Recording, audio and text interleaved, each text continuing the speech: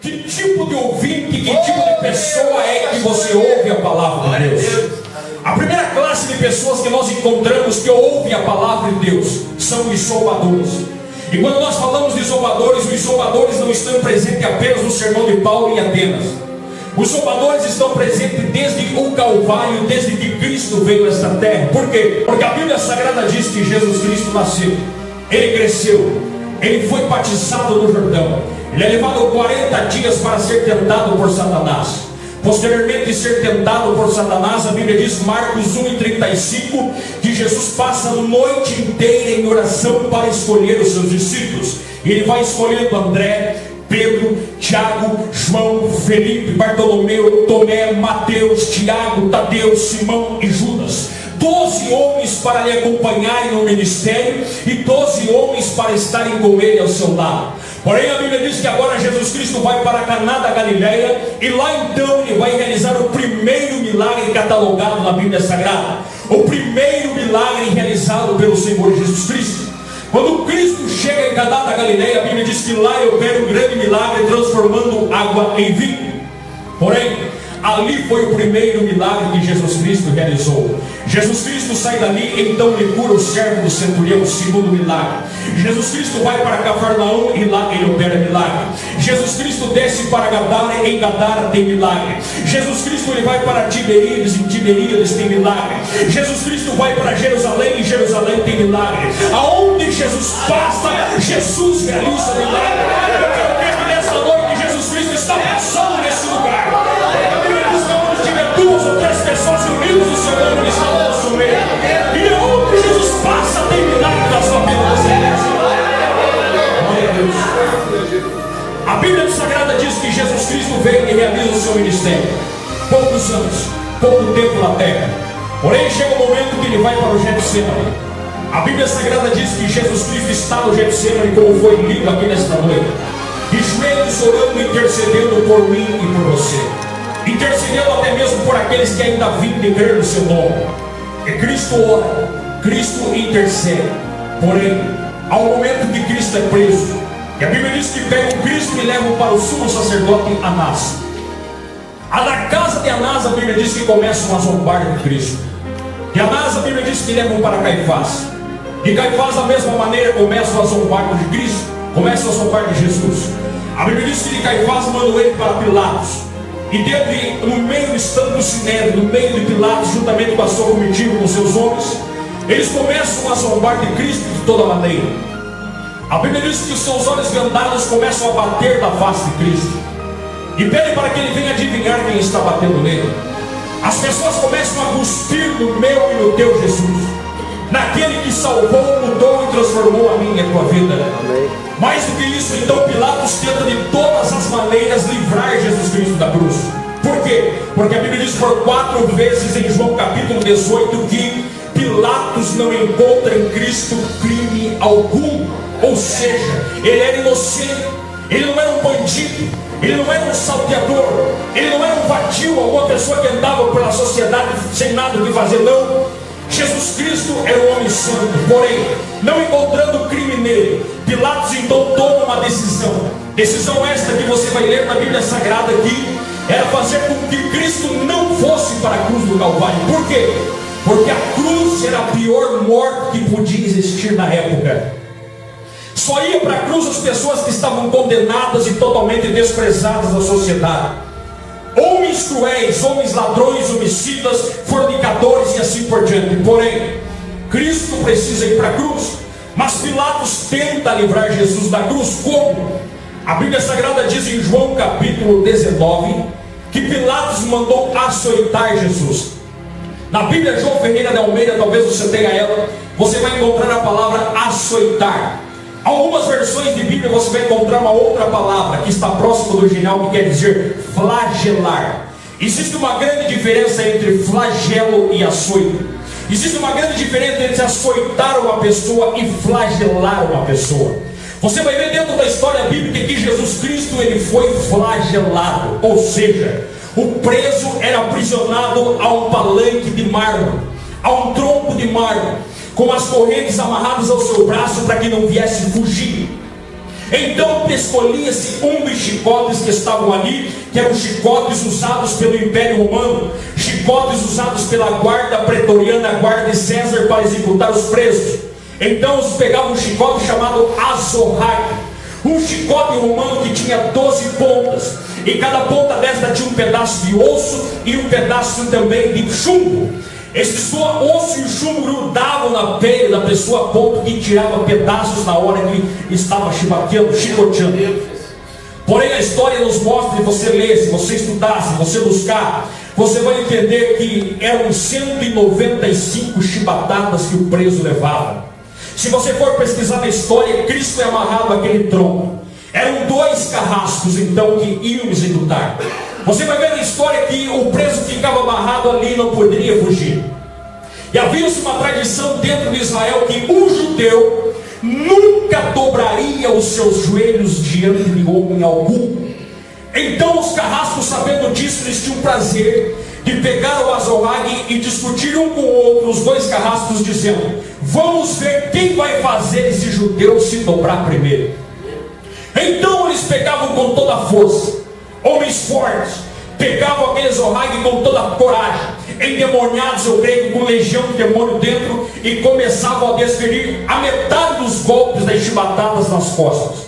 Eles iam batendo, a ponto que Isaías diz no capítulo 53, eu quero que você tenha todo o temor disso. O profeta Isaías descrevendo esta cena há 750 anos antes de Cristo, dizendo: quem deu crédito à nossa pregação? E a quem se manifestou o braço do Senhor? Porque foi subindo com a raiz de uma terra seca que não tinha parecer nem formosura. E olhando nós para ele, nenhuma beleza víamos para que o desejássemos. Era desprezado e o mais indigno entre os homens, homem de dores, experimentado nos trabalhos, como um de que os homens escondiam o rosto. Era rejeitado e não fizemos dele caso algum. Mas a Bíblia Sagrada diz: verdadeiramente ele levou sobre si a minha, a tua, as nossas enfermidades, e pelas suas pisaduras eu e você nesta noite ainda eu creio que nós somos sarados. Amém? A Bíblia Sagrada diz que andávamos desgarrados como ovelhas, sem pastor, mas o Senhor fez cair sobre ele a mentira, a hipocrisia, a falsidade, todo o pecado meu e teu estava sobre ele. Porém, no momento que Cristo sai do azorrague, a Bíblia Sagrada diz que agora os homens colocam nele uma coroa de espinhos. E você faz um estudo da Bíblia, King James, você vai ver que esta Bíblia, ela menciona no estudo que o espinho colocado na cabeça de Cristo é espinho de tamareira. Doía mais do que mordida de marimbondo. Cristo não abre a sua boca. E a Bíblia Sagrada diz que ele segue como uma ovelha muda ao matador. Uma capa vermelha do exército romano lhe colocam nas costas. E lhe dão uma vara como se fosse um cetro para dizer que ele era um rei. Então dão para ele e dizem: vai lá, rei dos judeus. Mas você é o rei dos judeus? Zombava, cuspia, judiava, faziam de tudo para Jesus. E Jesus poderia olhar para aqueles homens e dizer assim: quem são vocês para fazer isso comigo? Eu sou aquele que criou os céus e a terra. Eu sou aquele que chama as estrelas pelo seu nome. Eu sou aquele que os moradores da terra são como gafanhotos na minha presença. Eu sou aquele que estou assentado sobre um alto e sublime trono. Eu sou o verbo encarnado, mas Cristo não se gloriou. Cristo não veio contar os seus méritos, os seus títulos, mostrar quem ele era. Cristo se despojou da sua glória, mas como uma ovelha muda foi seguindo. Talvez aqueles cegos, paralíticos, leprosos que Jesus Cristo tinha curado estavam ali dizendo: crucifica, crucifica, mas Jesus Cristo continuava sendo zombado. Ele foi para a cruz do Calvário sendo zombado, e os homens dizendo: desça daí se você é o Filho de Deus. E Cristo não descia. E Billy Graham falou uma das frases que eu posso guardar para mim e para você, que é a maior verdade que existe. Ele disse que só acredita em Cristo porque Cristo não desceu da cruz do Calvário. Ainda bem que Cristo não desceu. Sabe por que não desceu? Se ele não desceu, glória a Deus que eu e você estamos hoje nessa vigília. Porque se ele tivesse descido, eu há 10 anos atrás estava no crack da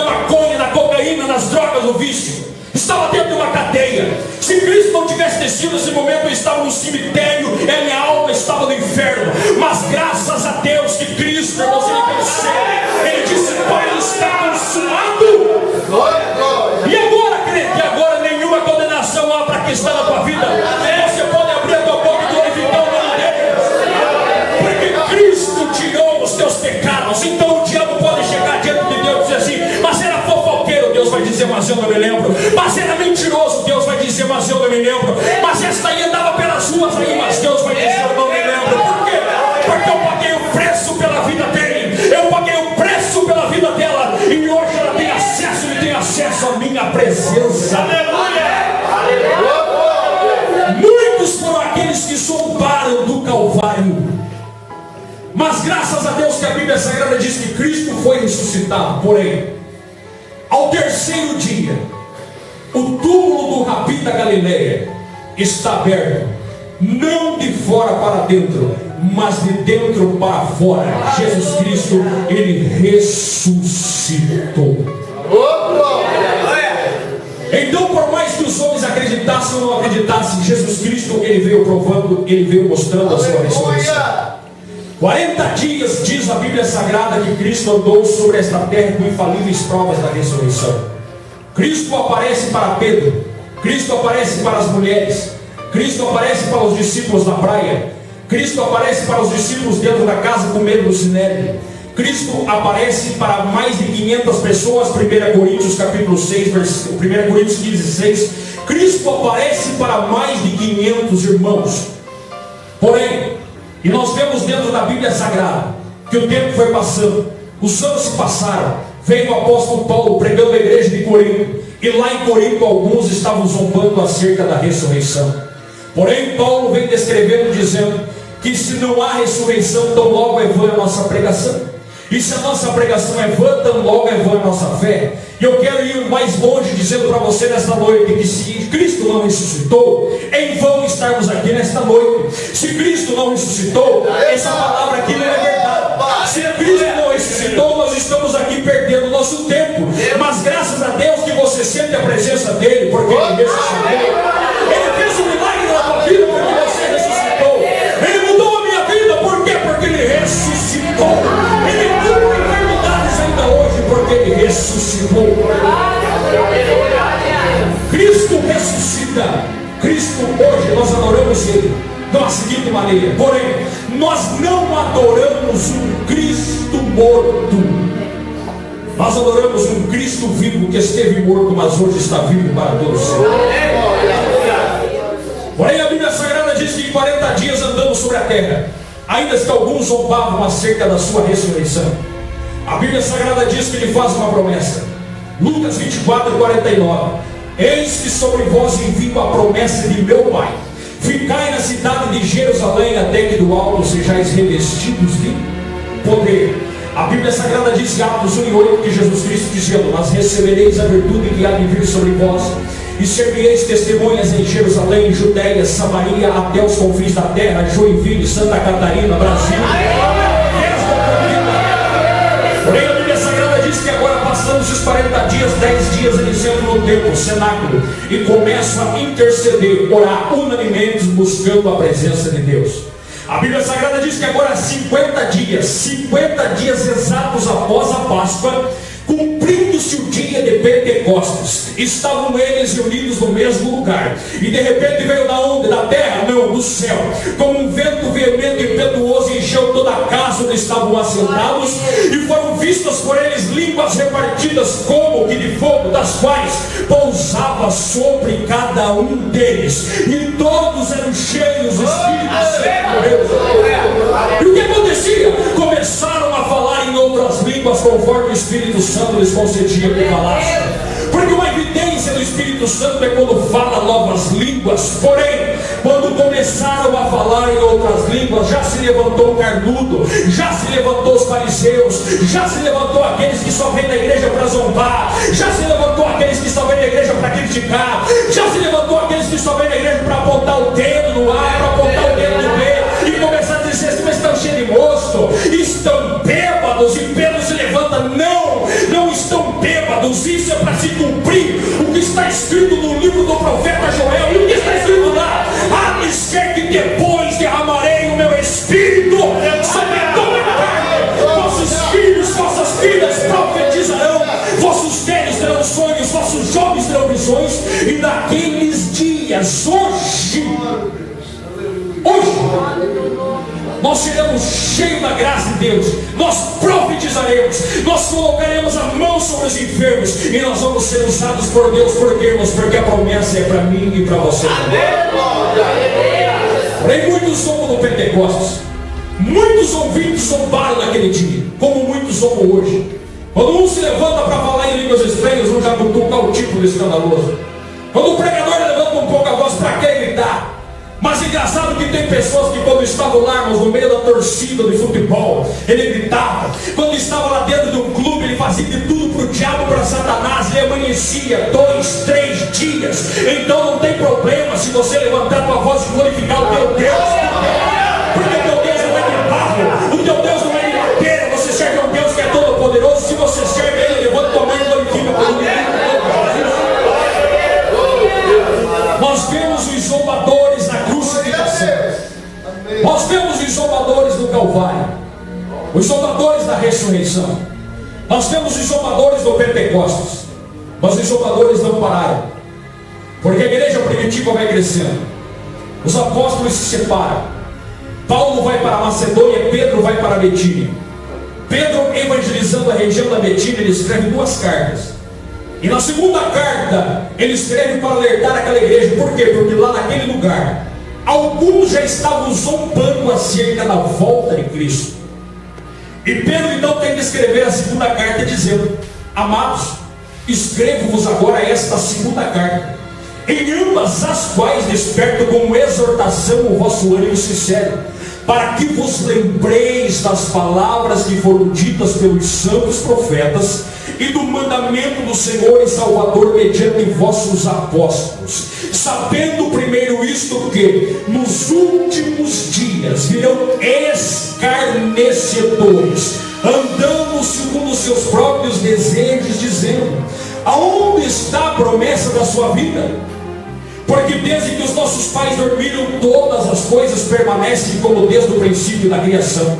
Ele continua dizendo: mas eles voluntariamente ignoram isso, que pela palavra de Deus já desde a antiguidade existiram céus, existiram terra, que foi tirado do meio da água, e no meio da água subsiste, pelas quais coisas pereceu o mundo de então coberto com as águas do dilúvio. Mas os céus e a terra que agora existem se reservam como tesouro e se guardam para o fogo até o dia do juízo dos homens ímpios. Mas amados, não ignoreis uma coisa. Por quê? Porque um dia para o Senhor como 1000 anos, 1000 anos é como um dia. Mas o Senhor não atrasa a sua promessa, ainda como uma promessa.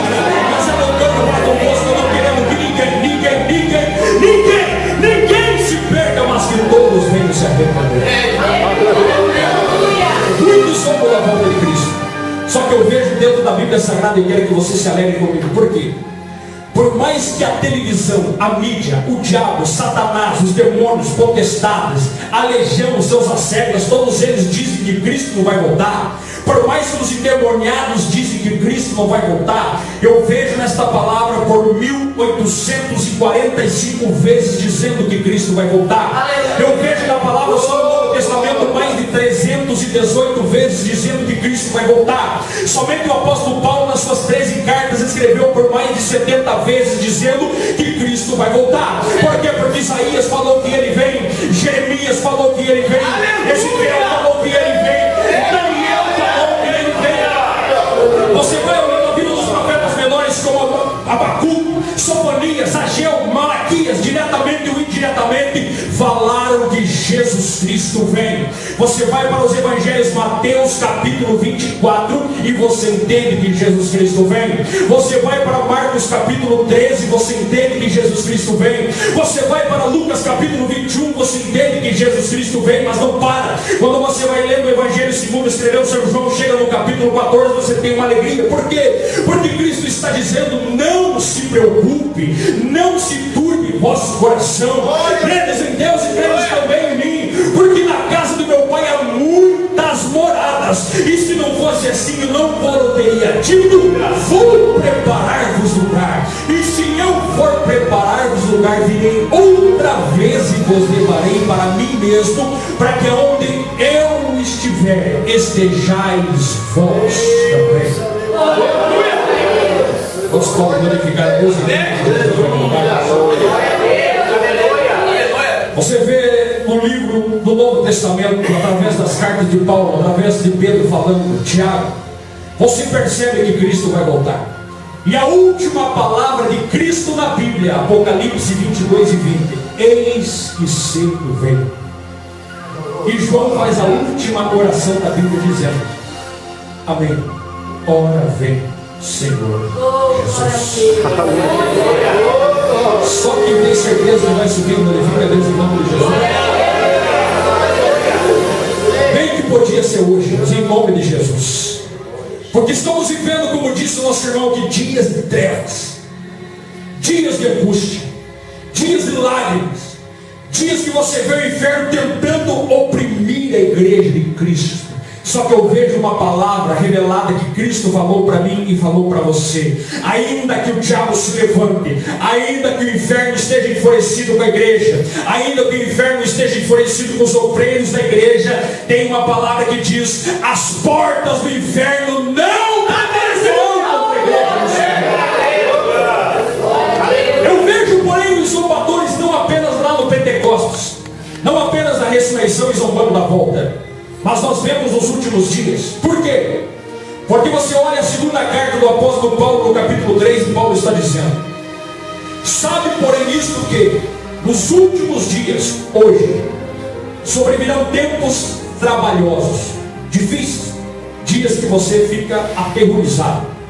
Aonde haverão dias difíceis? E a Bíblia diz, homens avarentos, presunçosos, soberbos, blasfemos, desobedientes a pais e mães, ingratos, sem afeto natural, irreconciliáveis, caluniadores, incontinentes, cruéis, sem amor para com os bons, traidores, obstinados, orgulhosos, mais amigos dos prazeres lá fora do que de amigo de Deus, tendo até aparência de santidade, mas negando a eficácia dela.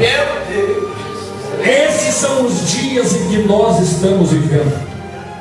E nós vemos pessoas hoje zombando do Evangelho, pessoas fazendo manifestação para acabar com esse livro aqui, a Bíblia Sagrada, ativistas queimando a Bíblia Sagrada à frente do Senado Nacional, pessoas dizendo assim, não fale mais contra o pecado. Hoje em dia estão dizendo que o homossexualismo não é pecado. Qualquer dia vão dizer que também ladrão não é pecado. Qualquer dia vão dizer que adultério não é pecado. Qualquer dia eles vão querer dizer que é normal adulterar. Qualquer dia eles vão dizer que é normal andar roubando, que é normal andar matando. Mas não é normal, porque a Bíblia é contra, Jesus Cristo é contra, e Deus é contra. E nós não podemos se acovardar diante do mundo. É preciso levantar a cabeça, erguer a voz e pregar o Evangelho, porque Deus conta comigo e com você, mesmo que esteja zombando. Só que, porém, eu vejo o peso da mão de Deus, porque a Bíblia diz, não eu digo, a Bíblia diz que Deus, Ele levanta e Ele também abate. Deus dá vida e também mata. Por quê? Porque eu vejo os zombadores de Deus, e você conhece isso que eu vou falar na história, que um dia ousaram se levantar contra Deus e se deram mal. Uma mulher chamada Marilyn Monroe, uma artista, uma loira, do cabelo pelos ombros, uma pinta no rosto, talvez você já viu. Esta mulher não tinha um pregador Billy Graham, orientado pelo Espírito Santo, vai à casa dela, entrega uma mensagem de Deus para ela, diz que tem uma palavra para entregar. Quando chega na porta, ela diz assim, eu não preciso desse teu Jesus, nem preciso de você. Fechou a porta na cara dele. Passou-se alguns dias, descobriu-se aquela mulher morta por dias dentro do apartamento. E eu pergunto, para onde foi a sua alma? Um homem chamado Bon Scott, o primeiro vocalista da banda AC/DC. Este homem no palco cantando rock, música para os demônios, música como Hell's Bells, sinos do inferno. E este homem blasfemava contra o nome de Cristo, contra Deus, afogou-se no seu próprio vômito no palco e morreu agonizando. Para onde foi a sua alma? Pessoas que como pregador e arquiteto, por que não dizer, o engenheiro daquele grande navio Titanic, que disse, nem Deus afunda, coitado, porque Deus afundou. Muitos homens que você conhece que se levantaram contra. Porém, existe uma história verídica na cidade de Ribeirão Preto, São Paulo, que aconteceu quase que 10 anos atrás. De uma jovem que estava dentro da igreja, frequentava a mocidade, cantava, louvava. Porém, começou a amar os prazeres lá fora. Começou a amar os prazeres do mundo e foi esfriando na fé. A ponto que sua mãe dizia assim, minha filha, vamos para a igreja, mãe, hoje não. Minhas filhas, vão comigo hoje para a igreja? Hoje eu não quero. A ponto que se desviou dos caminhos de Deus. Certo dia chegam os amigos na frente da sua casa com um carro super lotado para ir a uma festa. A sua mãe vai se despedir da sua filha na frente da sua casa. O carro está lotado. A sua filha entra ali apertada. E a sua mãe diz para a filha assim, minha filha, vai com Deus. Deus acompanha. Aquela filha olha zombando para a mãe e diz assim, só se Deus for no porta-mala. Porque aqui dentro ele não cabe. E ele sai em alta velocidade com aquele carro, com som alto, gritando como faz a juventude. Porém, passa-se quase 2 horas. Toca o telefone na casa daquela mãe. É um policial rodoviário. Perguntando pelo nome da menina RG, que tinha acontecido uma tragédia. Aquele carro havia batido, havia moído, não havia sobrado ninguém. Sabe qual é o detalhe? E a foto desse carro está na internet, se você procurar. Esse carro está moído somente com o porta-mala e uma caixa de ovos intactas estava atrás. Nada aconteceu. Por quê? Gálatas 6 e 7. De Deus não se zomba. Tudo que o homem faz, isso também é sempre. Eu já zombei de Deus um dia. Eu já fui um jovem que testemunhei aqui, não sei se na vez passada. Eu tocava numa banda de rock satanista, onde os componentes dessa banda arrancavam folhas da Bíblia porque ela era mais fina para fumar maconha. Sabe qual que foi a misericórdia de Deus sobre a minha vida? É porque tinha uma mãe de joelhos dobrados todos os dias, dizendo, Jesus salva o meu filho. Dizendo assim, Jesus muda a vida do meu filho. E Deus teve misericórdia de mim e se cumpriu comigo, que está escrito em Provérbios 28:13. Que diz, aquele que confessa e deixa alcançará a misericórdia. Esse é o primeiro grupo de pessoas que ouvem